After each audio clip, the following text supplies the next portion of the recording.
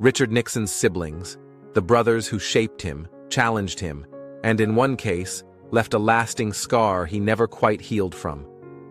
Their lives were a mix of promise, tragedy, business, war, controversy, and quiet resilience. Let's start with the brother who never made it to adulthood, but left behind a legacy of heartbreak that would shape a president's soul. Number 4, Harold Samuel Nixon was born on June 1, 1909, in Yorba Linda, California. He was the first of 5 Nixon sons, the golden boy of the family. With blonde hair, bright blue eyes, and a confident personality, Harold was everything you'd expect from an eldest son. But more than that, he was the hope and pride of Francis and Hannah Nixon. The Nixon family wasn't rich. In fact, far from it. They ran a lemon ranch, then a service station, and every dollar was earned with sweat and prayer. They were devout Quakers, plain-living, honest people. Harold and Richard were close. Just 4 years apart in age, they shared chores, schools, and muddy walks to class in the rain. Richard later remembered those walks, not because they were special, but because Harold made them feel like adventures.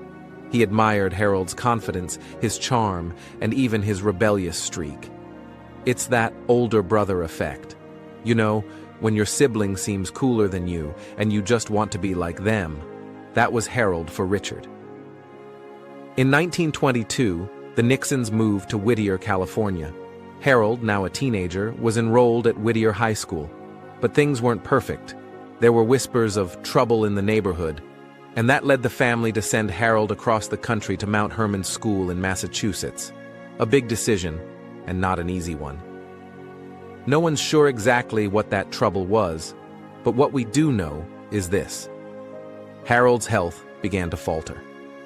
By the time Harold returned home to Whittier, he wasn't the same. He took small jobs, helped out where he could, and even earned a pilot's certificate, chasing a dream of flying that would never quite take off. Then came the diagnosis that changed everything: tuberculosis. It was 1933. There were no antibiotics, no real cure, just hope. And Arizona. The dry air of the desert was said to help people breathe easier, and so Harold and his mother, Hannah, made the journey together. She even opened a small clinic to help others, while quietly praying for her son's recovery. But it wasn't enough. Harold died on March 7, 1933, in Yorba Linda, just 23 years old, the golden boy, gone. Richard was devastated. He cried for weeks. His mother was broken, and his father, Frank Nixon, believed it was God's punishment for something they had done wrong. That guilt, that grief, that silence around the dinner table, it stayed with Richard for life. Number 3, Donald Nixon, Francis. Donald Nixon, known simply as Donald, was born on November 23, 1914, in Yorba Linda, California. He was the third of the 5 Nixon brothers, tucked right between Richard and the tragic Arthur. If Harold was the golden boy and Richard was the quiet striver, Donald was something else entirely. He was described as good-natured, easygoing, and far more socially at ease than his more serious, ambitious brother. Growing up, Donald and Richard were close, in age and in proximity. But as they aged, their lives drifted in drastically different directions.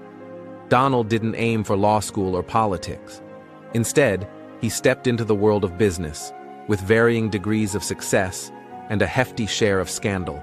You see, when your brother is president of the United States, especially one named Nixon, your life doesn't stay private for long. In the late 1950s, Donald owned a drive-in restaurant in Whittier, California. Pretty normal stuff. Until he hit a rough patch and needed a financial lifeline.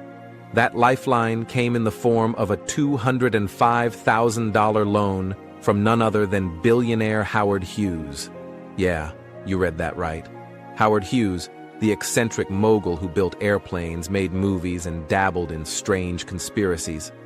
Not exactly someone you want floating around your family finances when your brother is trying to get elected president. The loan was supposed to save Donald's struggling business. Spoiler alert, it didn't. The restaurant still went bankrupt, and now Nixon's enemies had a weapon. In politics, optics are everything. And this? This looked shady. Was Donald acting as a middleman between Hughes and the future president? Was the money meant to curry favor with Richard? Those questions swirled and stuck for years. Richard Nixon, for his part, tried to keep Donald at arm's length once he got into office. Here's one for the tabloids. During Nixon's presidency, Donald's son, Donald Nixon Jr., reportedly joined a hippie commune. No big deal, right? Well, unless the president sends a White House investigator to drag him out. Yep, that happened. Just another episode in the ongoing saga of keeping the Nixon name untarnished, even when the damage came from within.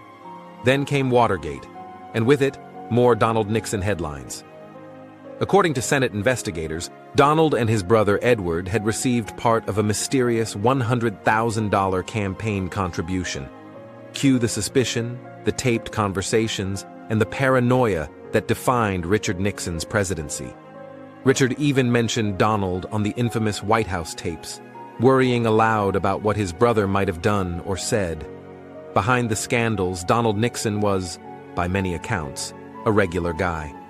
He married Clara Jane Lemke in 1942. They had 3 kids. He worked in sales, consulting, food services. He sat on the Whittier School Board. He lived a suburban life, with bursts of high-profile drama, whether he wanted it or not. Later in life, Donald avoided the spotlight. He passed away on June 27, 1987, at the age of 72, quietly and out of the public eye. Number 2. Arthur Nixon. Arthur Burge. Nixon was born on May 26, 1918, in Yorba Linda, California.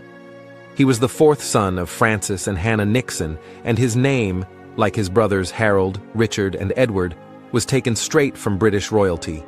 He was sweet, joyful, always laughing, the kind of kid who seemed to lighten the whole room just by walking into it. That's how Richard Nixon remembered him, as the cheerful younger brother who brought peace into their stormy little household. And then, he was gone. Arthur died on August 10, 1925. He was just 7 years old. The cause? Tubercular encephalitis, a severe infection that inflames the brain. At the time, it was practically untreatable.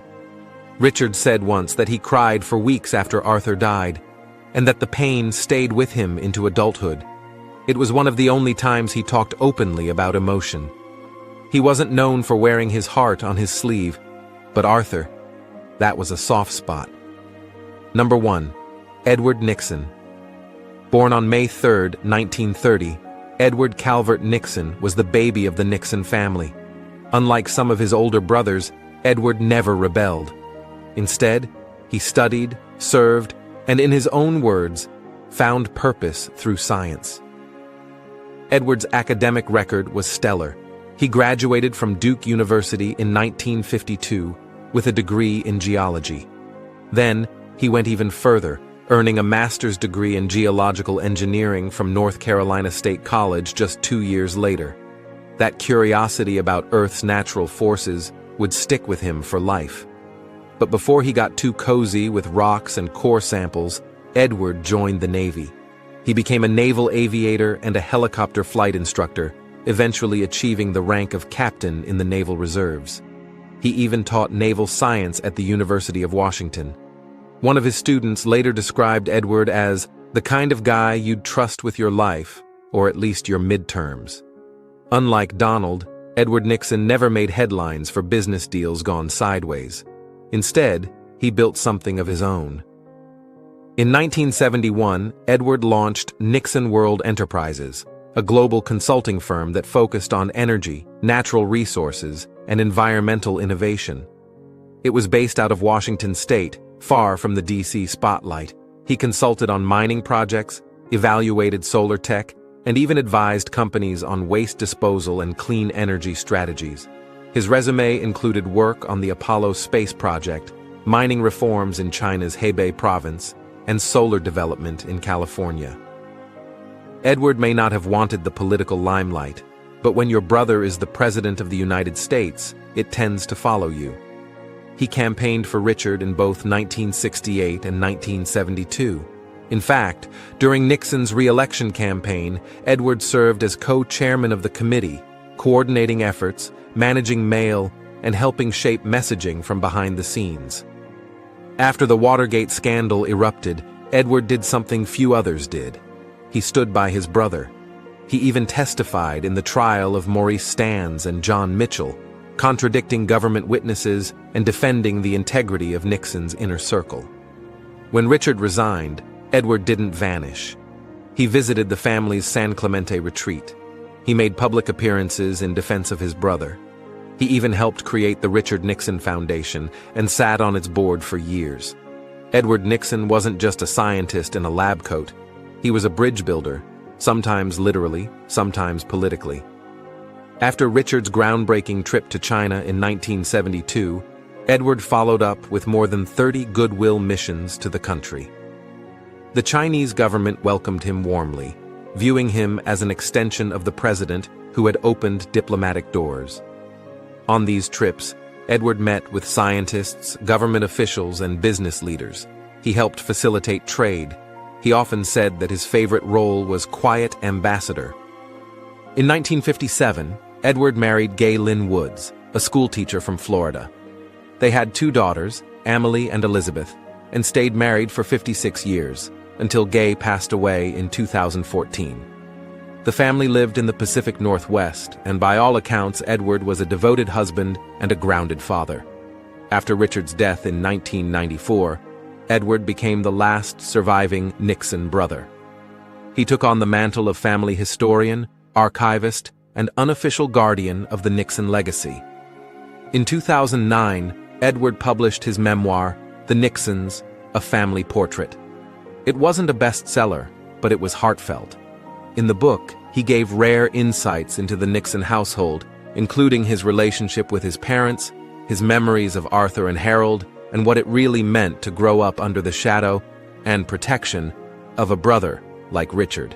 He died on February 27, 2019, in a nursing home in Bothell, Washington. He was 88th. Together, they shaped one of the most complex presidents in American history.